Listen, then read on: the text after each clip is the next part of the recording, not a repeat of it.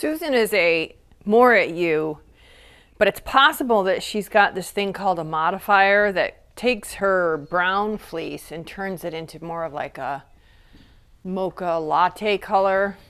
And I'm actually quite enchanted with this. I never have really looked at Susan a lot, but there's a lot of things I like about this fleece. All right, so Susan, she's 6. And when you get a good fleece that you like from a ewe that's 6, that's saying something. She did not have lambs this year. We sheared her, and the reason I sheared her is she's big. This is going to be a big fleece. If you happen to watch any of our videos pre-shearing, Susan will always be the one that has this enormous mass of neck wool, like a mane almost. And in fact, because she's tall, there's not a lot of VM in there. I just decided like 30 seconds ago that I'm going to take the neck wool and wash it up and use it myself. I think, you know, it's a shame because it would do the Moorit comb top a nice favor, but I really want to work on it. I just want it, so I'm taking it. So that's how that goes. All right, so I'm going to skirt this, and then I'm going to set this neck wool aside. And there's hardly any hay or anything in there because, like I said, she's so tall. So this is going in the house. I think I might wash it tonight. I'm kind of excited right now. So that's the neck wool. And then we're going to go out around the perimeter. You'll see what I mean about the color modifier, probably more when you flip it over.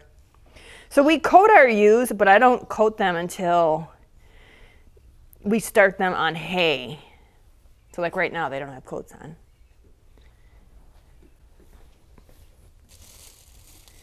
All right, so the reason I do it that way, number one, I like it. I like to give them a chance to not have a coat on. Number two, if they grow, I'm changing a coat with really no value in even having the coat on, right? Like if it's a lamb, I put a coat on her. By, you know, whatever, August, I have to redo the size. I feel like putting the coat on too soon possibly can contribute a little bit to some pilling, although I know farms that do coat right after shearing and they have no issues with that, so that I could be full of hooey on that one.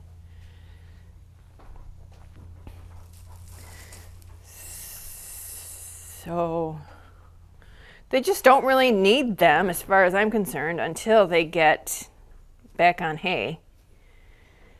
And you know, there's been a few times where I've had to run out, you know, I see through the kitchen window, because usually by the time they've got the coats on and they're on hay, they're back to the front pasture, which is really more just like I forget what they call that, kind of, you know, just where we keep them, like the paddock.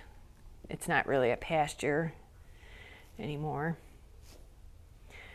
So I can see what's going on from my kitchen window. I can see that pasture. And there's been a few times where I've run out there because a ewe's coat has slipped off and she's hobbled. She can't run away or whatever. And the other ones, you know, they take advantage of it. You know, it's like a feeding frenzy. They're awful. They can be pretty horrible. So that's another reason. Okay, so I've skirted it. Now I'm going to take the sample, the exciting part.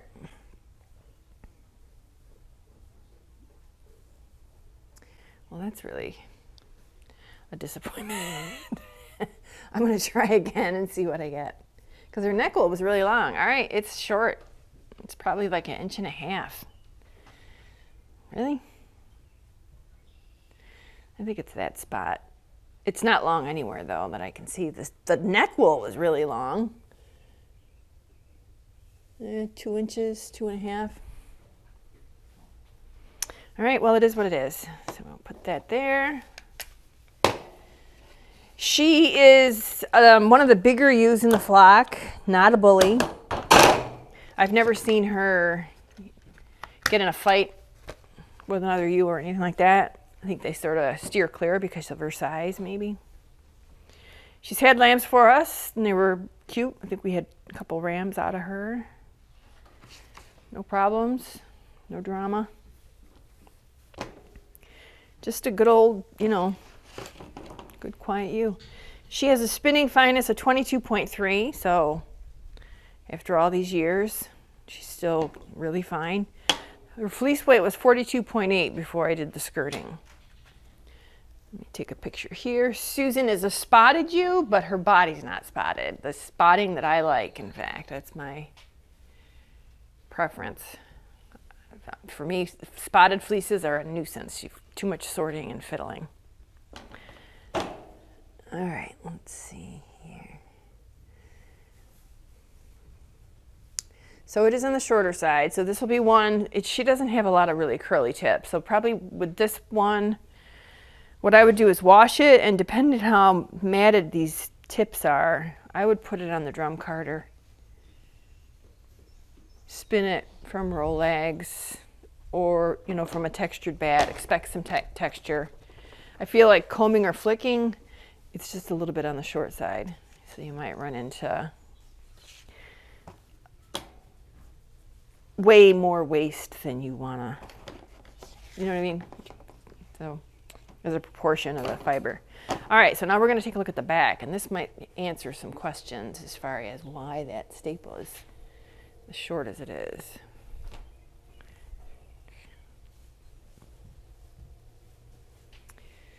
So the quality's not terrible.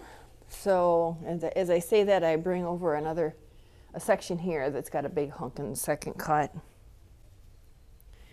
Some pills. So to me, this is not great shearing quality. Yeah. And when I say that, I'm not saying my shearer didn't do a good job. I'm saying that she probably hit the rise either just before or just after shearing day. She probably hasn't hit the rise yet, as I'm looking at a couple of these logs. And that just causes havoc with the clippers. I could shear later, but that would throw off my whole schedule with my comb top and my auction and everything. So I'm going to say on this one, shearing quality, not great.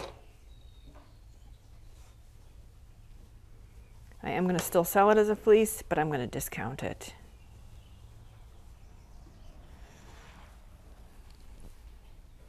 Right, and then if it doesn't sell, I don't mind. I'll do it myself. I like to have a couple of these for me. Or I'll put it in with the comb top.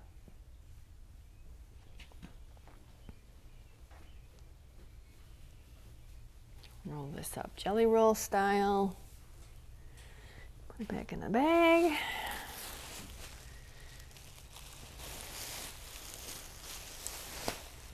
Susan was a NPR year. I named all my sheep that year after NPR correspondents, so she was named after Susan Stamberg. All right, let's get the skirted weight.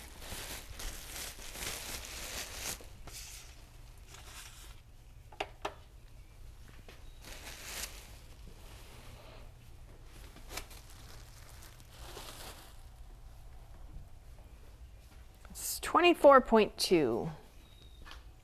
It's not a bad yield, especially considering all that neck wool that came off. So all that data I just collected, I'm going to put it in the computer. All the pictures I took, I'm going to put them all in a folder for each ewe, get everything organized and ready so that when it comes time to load up all the stuff for the auction, it'll be super fast.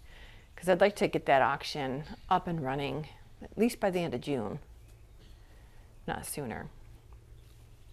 So thanks for stopping by. Hope you found this informative. I'll be continuing to go through all the fleeces, and I'll video my skirting of each one and give you my thoughts, and, you know, kind of very, you know, full disclosure of what I've got here. I really want you to be happy if you do end up with one of my fleeces, so I don't want you to have any surprises. I figured this would be the best way to do it. Thank you for your support of the channel. I hope you can come back soon.